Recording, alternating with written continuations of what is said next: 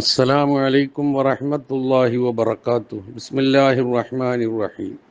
അൽഹംദുലില്ലാഹി റബ്ബിൽ ആലമീൻ. വസ്സലാത്തു വസ്സലാമു അലാ അഷ്റഫിൽ അംബിയാഇ വൽ മുർസലീൻ വഅലാ ആലിഹി വസഹ്ബിഹി അജ്മഈൻ. അമ്മാ ബഅദ്.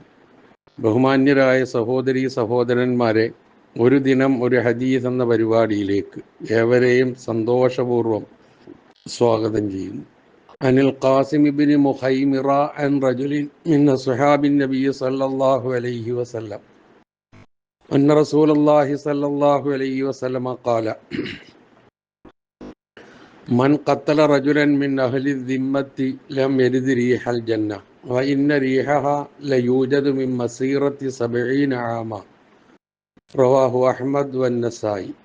അഹ്മദും നസായിയും റിപ്പോർട്ട് ചെയ്തിട്ടുള്ള ഖാസിം ഇബ്നു മുഖൈമിറയിൽ നിന്ന് നിവേദനം ചെയ്യപ്പെടുന്ന ഒരു ഹദീസ്. ഖാസിം ഇബ്നു മുഖൈമിറയിൽ നിന്ന് നബി സല്ലല്ലാഹു അലൈഹി വസല്ലമയുടെ അനുയായികളിൽ ഒരാൾ നിവേദനം ചെയ്യുന്നു. അന്ന റസൂലുള്ളാഹി സല്ലല്ലാഹു അലൈഹി വസല്ലമ ഖാല, നബി സല്ലല്ലാഹു അലൈഹി വസല്ലമ പറഞ്ഞു, മൻ ഖത്തല റജുലൻ മിൻ അഹ്ലി ദിമ്മത്തി ലം യജിദ് റീഹൽ ജന്ന. ആരെങ്കിലും മുസ്ലിങ്ങളുടെ സംരക്ഷണയിൽ ഇരിക്കുന്ന ഒരാളെ കൊന്നാൽ അവന് സ്വർഗത്തിൻ്റെ വാസന പോലും ലഭിക്കുകയില്ല.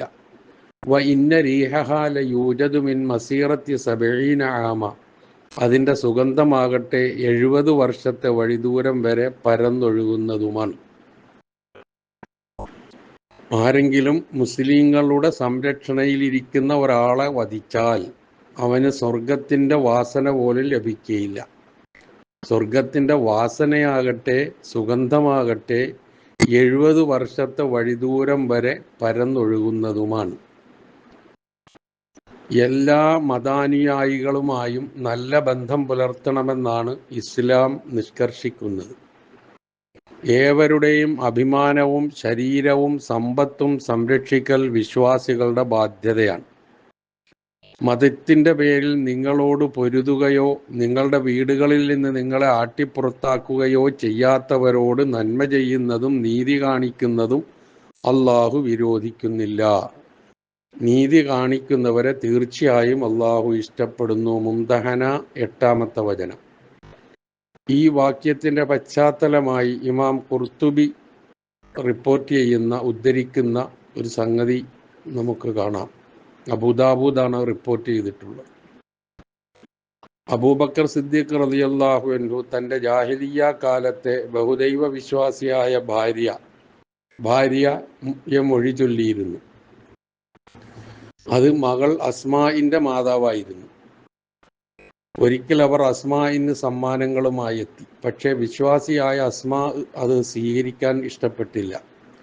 ഇക്കാര്യത്തെക്കുറിച്ച് നബി സല്ലല്ലാഹു അലൈഹി വസല്ലമയോട് ചോദിച്ചപ്പോഴാണ് ഈ ഖുർആൻ വാക്യം അവതരിച്ചത് എന്നാണ് അബൂദാവൂദ് ഉദ്ധരിക്കുന്നത്.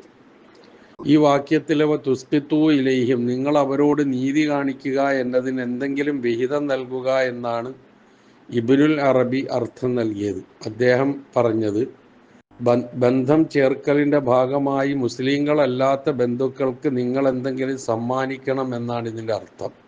നീതി കാണിക്കുക എന്ന അർത്ഥം ഇവിടെ യോജിക്കുകയില്ല. കാരണം നീതി മിത്രത്തിനും ശത്രുവിനും വേണ്ടതാണല്ലോ.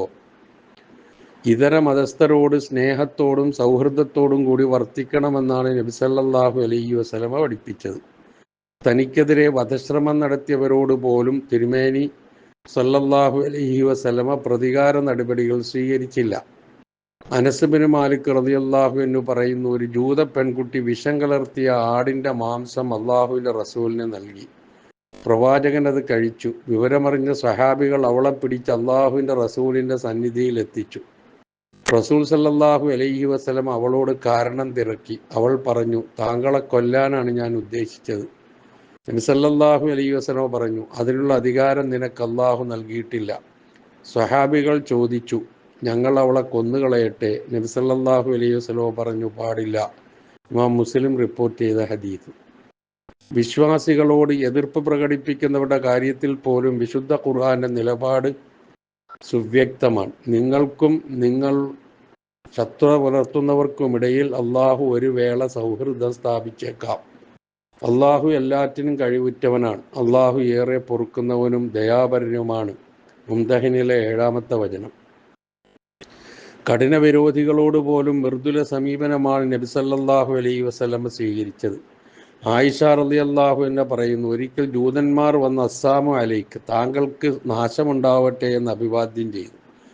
അലൈക്കും എന്ന് പ്രവാചകൻ പ്രതിവചിച്ചു. അപ്പോൾ ആയിഷ റളിയല്ലാഹു അൻഹ അവരോട് പറഞ്ഞു, മരണം നിങ്ങൾക്കാണ് ഉണ്ടാവേണ്ടത് എന്ന് ആയിഷ റളിയല്ലാഹു അൻഹ ഈ രംഗം കണ്ടുകൊണ്ടിരിക്കെ പ്രതികരിച്ചു.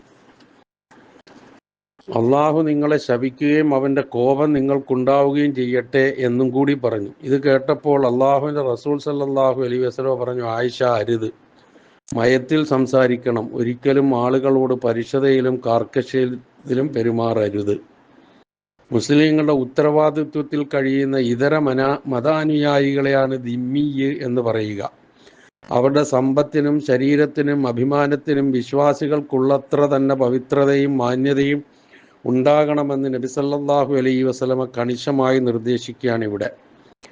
ആരെങ്കിലും മുസ്ലിങ്ങളുമായി സന്ധിയിലുള്ളവനെ ആക്രമിക്കുകയോ അവൻ്റെ കൂലി കുറയ്ക്കുകയോ കഴിവിനപ്പുറം ജോലി ചെയ്യാൻ നിർബന്ധിക്കുകയോ അവൻ ഇഷ്ടമില്ലാതെ എന്തെങ്കിലും പണിയെടുപ്പിക്കുകയോ ചെയ്താൽ അന്ത്യദിനത്തിൽ ഞാൻ അവർക്കെതിരെ വാദിക്കും. അബൂദാവൂദ് ഉദ്ധരിച്ച ഹദീസ്. സ്വർഗീയ സുഗന്ധമാണ് ഹദീസിലുള്ള മറ്റൊരു പരാമർശം. വിദൂരങ്ങളിലേക്ക് പോലും അതിൻ്റെ പരിമളം ചെന്നെത്തുന്നു. സത്യവിശ്വാസികൾക്ക് അവരുടെ മരണത്തോടെ തന്നെ സ്വർഗീയ സൗരഭ്യം ആസ്വദിക്കാനാകുമെന്ന് നബി സല്ലല്ലാഹു അലൈഹി വസല്ലമ പറഞ്ഞിരിക്കുന്നത് കാണാം. മലക്കുകൾ ഇപ്രകാരം വിളിച്ചു പറയും, നിങ്ങൾ അവൻ്റെ ഖബറിടത്തിലേക്ക് സ്വർഗകവാടം തുറക്കുക, അതിൻ്റെ പരിമളവും സുഗന്ധവും അവൻ ആസ്വദിക്കട്ടെ. എന്നാൽ മുസ്ലിങ്ങളുടെ സംരക്ഷണത്തിലിരിക്കുന്ന ഒരാളെ കൊല്ലുന്നവന് സ്വർഗീയ സുഗന്ധത്തിൻ്റെ ലാഞ്ചന പോലും വാസന പോലും അനുഭവിക്കാനാകില്ലെന്നാണ് ഈ ഹദീസ് മുന്നറിയിപ്പ് നൽകുന്നത്. ഇതുപോലെ വേറെയും ചില പാപികൾക്ക് സ്വർഗത്തിൻ്റെ വാസന നിഷേധിക്കപ്പെടുമെന്ന് റസൂൽ സല്ലല്ലാഹു അലൈഹി വസല്ലം മുന്നറിയിപ്പ് നൽകിയിട്ടുണ്ട്. അതിലൊന്ന് കപടവിശ്വാസികൾ, 2 നഗ്നത പ്രദർശിപ്പിച്ച് പൊതുനിരത്തിലൂടെ നടക്കുന്ന സ്ത്രീകൾ, 3 അള്ളാഹുവിൻ്റെ പ്രീതി നേടാനല്ലാതെ അറിവ് ആർജിക്കുന്നവർ, 4 തൻ്റെ പിതാവിലേക്കല്ലാതെ ബന്ധം ചേർക്കുന്നവർ, 5 അനുയായികളെ വഞ്ചിക്കുന്ന നേതാവ്, 6 അനിവാര്യ കാരണമില്ലാതെ ഭർത്താവിനോട് തലാഖ് ആവശ്യപ്പെട്ട ഭാര്യ. ഇവരൊന്നും സ്വർഗത്തിൻ്റെ വാസന ആസ്വദിക്കില്ല എന്നാണ്. വളരെ ചിന്തനീയമായ, ഏറെ ഗൗരവപൂർവം മനസ്സിലാക്കേണ്ട വിഷയങ്ങളാണ് ഈ ഹദീസ് ഉൾക്കൊണ്ടിരിക്കുന്നത്. പ്രത്യേകിച്ച് ഇപ്പോൾ അവസാനം പറഞ്ഞ കാര്യങ്ങൾ, ഈ പണിയെടുക്കുന്നത് മുഴുവൻ സ്വർഗം കിട്ടാൻ വേണ്ടിയിട്ടാണ്. അതിൻ്റെ വാസന പോലും ആസ്വദിക്കാൻ ഭാഗ്യം സിദ്ധിക്കാത്തവരുടെ ഗണത്തിൽ പെടാതിരിക്കാൻ പരിശ്രമിക്കുക. അള്ളാഹു അനുഗ്രഹിക്കട്ടെ. അസ്സലാമു അലൈക്കും വറഹ്മത്തുള്ളാഹി.